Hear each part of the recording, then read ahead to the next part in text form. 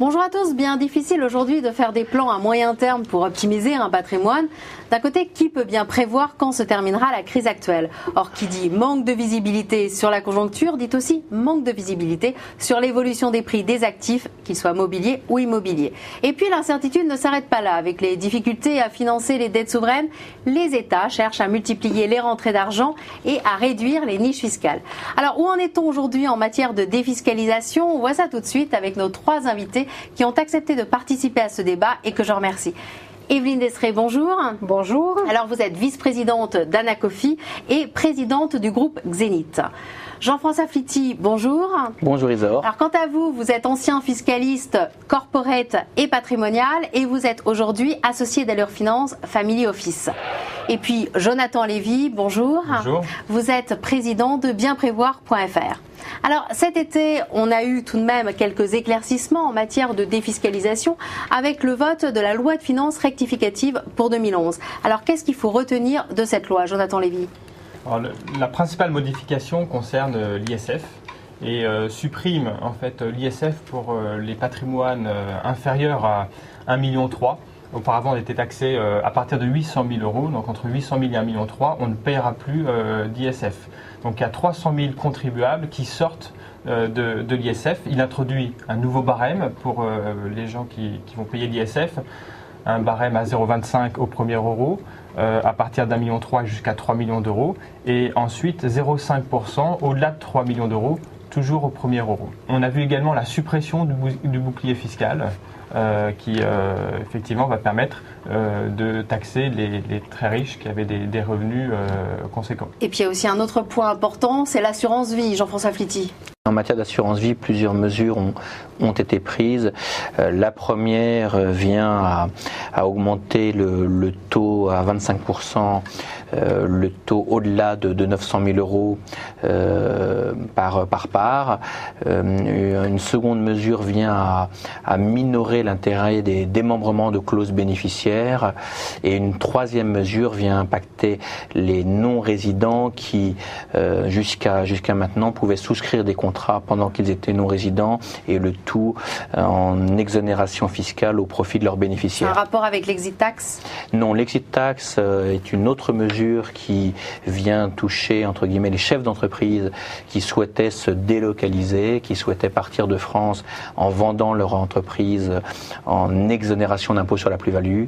Et cet exit tax vient essayer de les empêcher de vendre en exonération de plus-value. Alors maintenant, en ce qui concerne l'immobilier, Evelyne Desré, vous avez encore une autre casquette que je n'ai pas citée tout à l'heure. Vous êtes présidente de la commission CGP pour la FNAIM. Alors sur l'immobilier, qu'est-ce qu'il faut retenir de la loi? L'immobilier, il faut retenir la modification de la taxation sur les plus-values qui va toucher aussi bien les résidences principales qu'évidemment l'investissement locatif. Et c'est un bouleversement sans nom si cette loi n'apparaît pas avec des modifications, je dirais, dans les semaines D'ailleurs, je fais juste une petite parenthèse, c'est aussi valable pour tout ce qui est plus-value professionnelle. Là encore, évidemment, c'est touché. Et en ce qui concerne tout ce qui est cellier, etc., il y a aussi une évolution? Bien sûr, et évolution dans le mauvais sens. Ça veut dire qu'aujourd'hui, tous CGP, quand on se lève le matin, on ne sait pas comment on va pouvoir travailler, puisqu'en fin de compte, on nous coupe au fur et à mesure, je dirais, tous les acquis. Et les acquis sont évidemment sur l'immobilier. Les Français sont quand même très friands de défiscalisation. Niche fiscale, c'est un bien grand mot quand on prend ne serait-ce que la cellier. La cellier touche quand même monsieur et madame tout le monde. Et monsieur et madame tout le monde, c'était certainement le seul moyen pour eux de pouvoir agrandir leur patrimoine immobilier grâce à ce levier qui était fait avec l'impôt. Demain, on va parler de quoi? De 15%, 16% de réduction d'impôt sur la cellier. C'est quasiment plus rien. Nous avons aussi la cellier Censi-Bouvard qui va, semble-t-il, être touchée. Mais encore une fois, nous qui travaillons tous les jours et qui devons rendre le meilleur conseil à notre client, nous allons savoir ces mesures en dernière minute, probablement au mois de décembre, alors que la fin annoncée, c'est le 31 décembre, c'est la deadline pour passer chez le notaire. Oui. Alors justement, là, on est en plein dans les négociations pour encore réduire les niches fiscales. Alors, qu'est-ce qui est particulièrement visé aujourd'hui et qu'est-ce qui risque d'être mis en question, Jean-François ?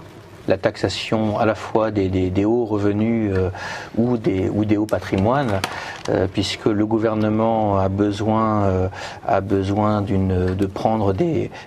de nouvelles contributions, et pour cela on peut s'attendre à une hausse des prélèvements sociaux, puisqu'ils ont été augmentés récemment, mais on peut présumer qu'on n'en est qu'au début. On peut présumer également qu'un certain nombre d'autres mesures, notamment sur ce qui concerne la loi Girardin, outre-mer, etc. C'est ça, de moins en moins de dispositifs. Exactement, tout à fait. Et alors pour vous, Jonathan Lévy, quel est le point le plus marquant qui devrait être abordé au cours des prochains mois ?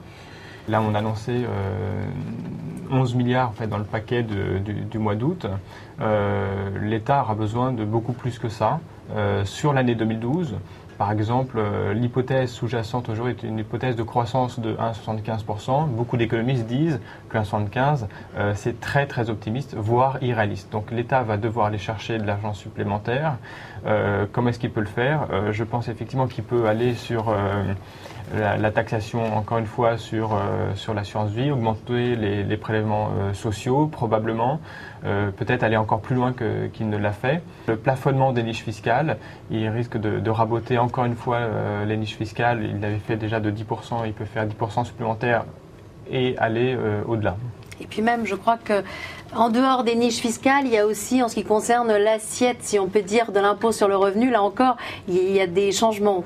Exactement, et ça passe inaperçu parce que peu d'investisseurs ou de contribuables le savent, mais on a un gros problème.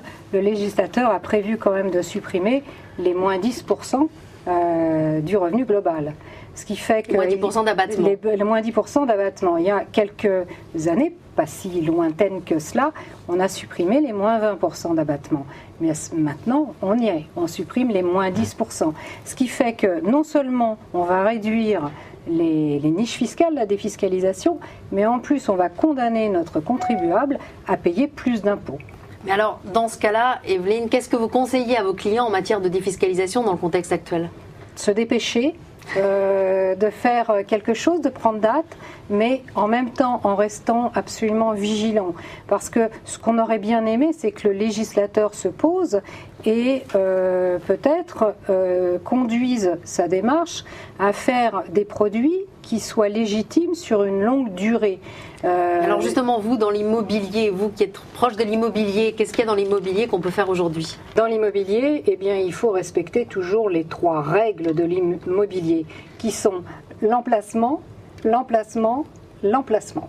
Et puis c'est seulement après qu'il y a la défiscalisation. Alors. Exactement. La défiscalisation doit être considérée comme la cerise sur le gâteau pour faire un bon montage financier. Mais ce n'est pas ça que l'investisseur doit privilégier en premier. Pour les celliers, qu'est-ce que vous pensez de la cellier Pacifique, par exemple, dont on parle de temps en temps, qui n'est peut-être pas la plus connue ? C'est pas la plus connue, puisque quand on parle de cellier outre-mer, on a tendance à se focaliser sur les Antilles. Or, les Antilles, c'est un très mauvais exemple. Mais tout le monde pense que la cellier outre-mer, ce sont les Antilles.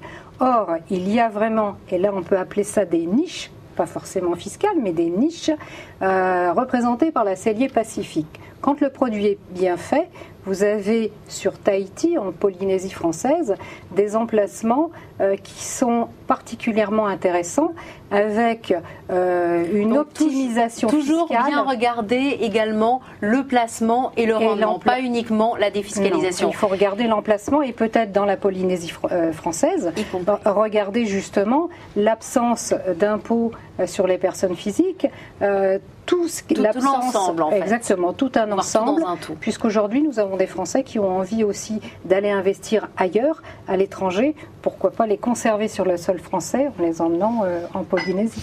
Et alors, pour vous, Jean-François Flity, est-ce que vous pensez que le démembrement est une bonne solution ? Et si oui, quel type de démembrement ? Uniquement immobilier ou aussi pour les entreprises ? Le démembrement est une des dernières facultés qu'il reste aux contribuables, sociétés ou personnes physiques, pour réduire la base taxable dans des schémas de transmission.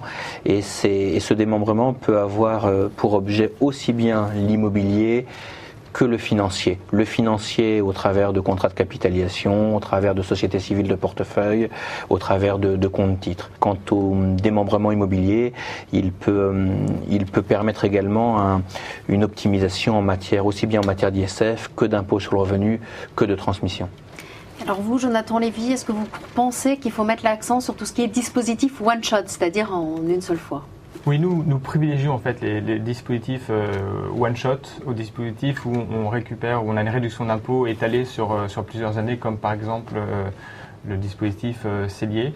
Je prends l'exemple, le dispositif Malraux, où on a une réduction d'impôt sur les travaux réalisés l'année qui suit la réalisation des travaux.